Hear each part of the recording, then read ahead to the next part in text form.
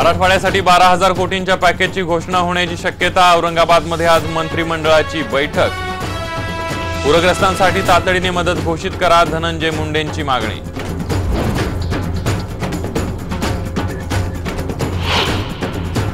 बीडमध्ये पुन्हा मुसळधार पावसाला सुरुवात। पावसाचा कहर वाढल्यामुळे शहराला पुन्हा पुराचा धोका।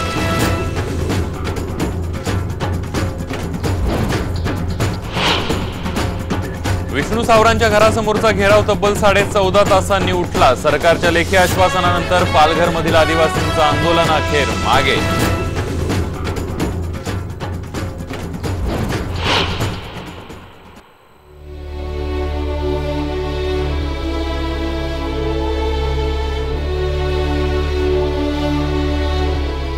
काल बारामुल्लात शहीद झालेल्या जवानाचं पार्थिव मूळगावी पोहोचलं। उत्तर प्रदेशच्या इटावामध्ये होते बीएसएफचे नितीन कुमार। 24व्या वर्षी देशासाठी सर्वोच्च बलिदान।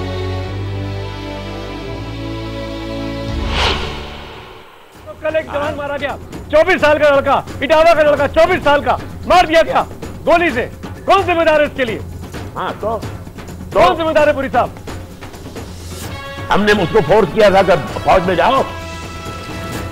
अभिनेते ओम पुरींचं अतिशय बेजबाबदार विधान म्हणे नितीन कुमारला सैन्यात जायला कुणी सांगितलं होतं। सर्व स्तरातून ओम पुरींवर नाराजी।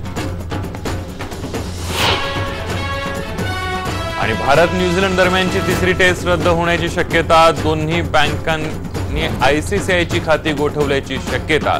सुप्रीम कोर्टाचे आदेश बीसीसीआयनं धुडकावल्यामुळे बँकांची खबरदारी।